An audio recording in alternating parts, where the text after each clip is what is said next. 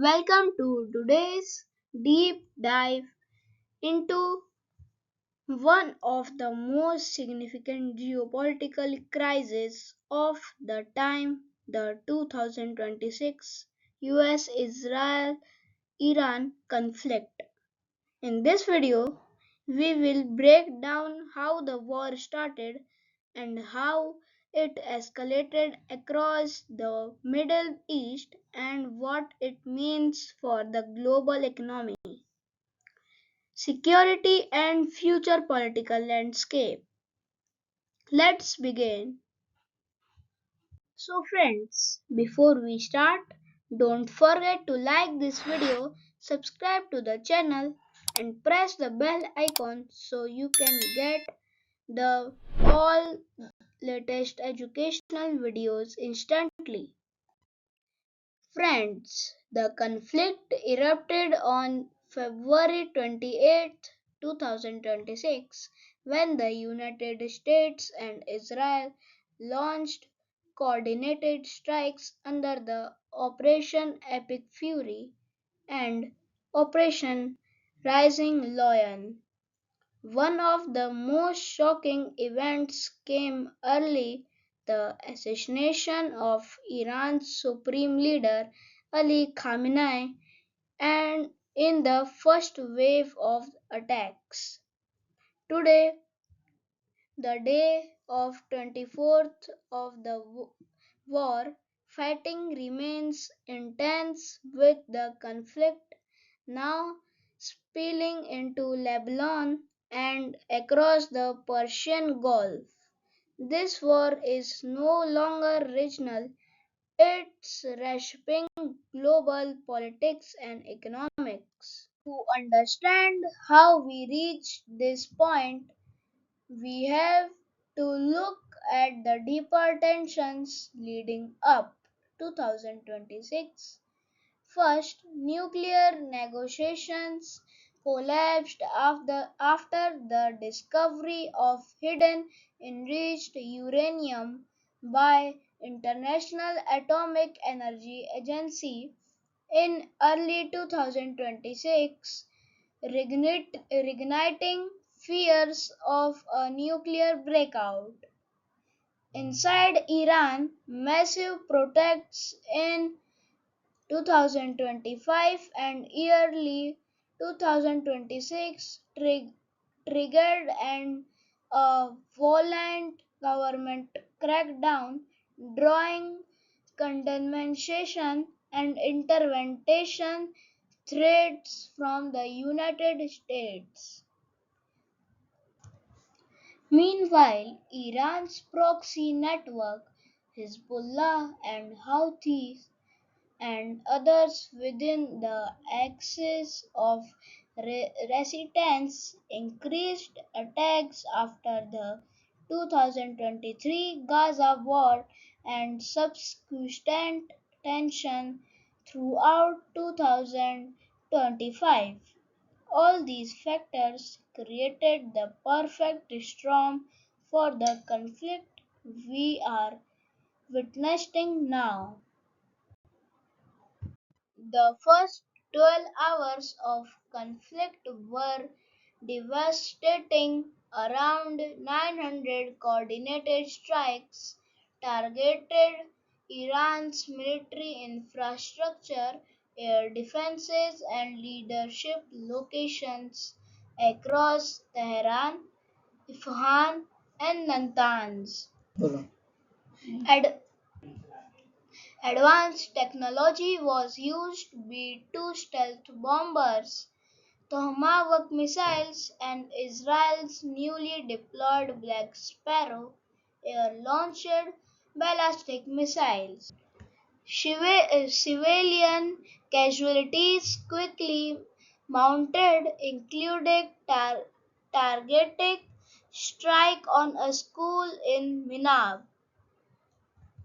Just days later, Mojtaba Khamenei, son of a late Supreme Leader, was appointed as Iran's new leader, adding another layer of volatility.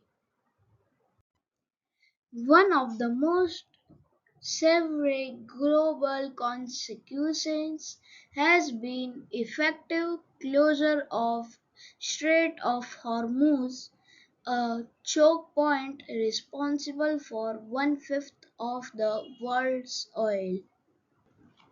Traffic through the strait has dropped by 97%, the largest disruption of energy history.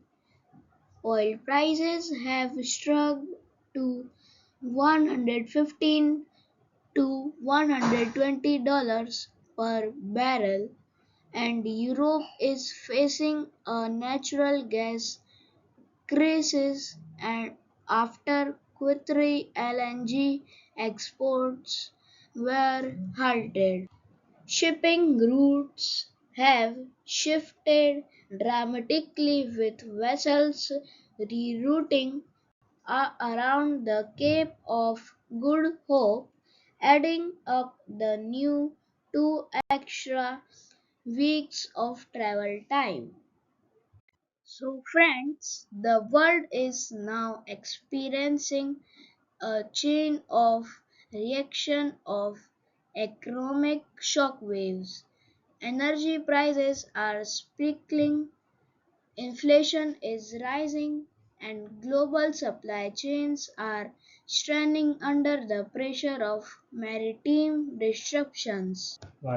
What began as a regional conflict now threatens global economic stability, affecting fuel prices, transportation costs, and international trade flows.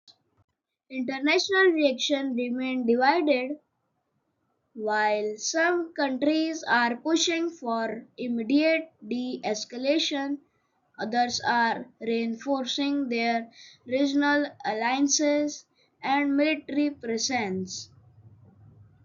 The closure of Hormuz, the spike in oil prices, in the LNG disruption, and detours via the Cape of Good Hope have all forced governments worldwide to reassess their energy, security, and diplomatic strategies. Oil has sugared over 40% in just 20 days. A major wild card remains. Will the Strait of Hormuz reopen or will oil surge to $1.50 per barrel, triggering a global reaction? Looking ahead, US officials estimate 4 to 6 more weeks before military objective might be achieved. Some analysts foresee a possible managed transition in Iran's leadership structure, while others warn this could evolve into yet another forever war in Middle East. The military scale is for this conflict enormous. The United States used its B-2 fleet deliver GBU-57 bunker busters bombs, while Tomahawks and PRSM missiles are being fired at unprecedented rate. Israel has deployed its F-31 and F-15 and F-16 fleet and used the Black Sparrow ballistic missile for first time. Iran, meanwhile, has relied heavily on Shahed series drone launching more than 1,700 attacks on UAE alone and deploying long-range ballistic missiles such as the Fateh 1 and Saji. Finally, this war has become a race of ammunition and drone stockpiles. Israel's arrow in Drekpeter inventory was cut by more than 50% in just 4 days. US missile stockpiles, including ATACMS and PRSM, are down by nearly one third. Iran's entered the war with up to 2,900 missiles but now may have as few 445 remaining. Even as it continues drone production, hardened underground facilities, much of Iranian Navy ground 58 vessels was neutralized in the conflict's early weeks. Thanks for watching. If you found this breakdown helpful, don't forget to like, share, and subscribe for more clear, insightful analysis. See you in next video.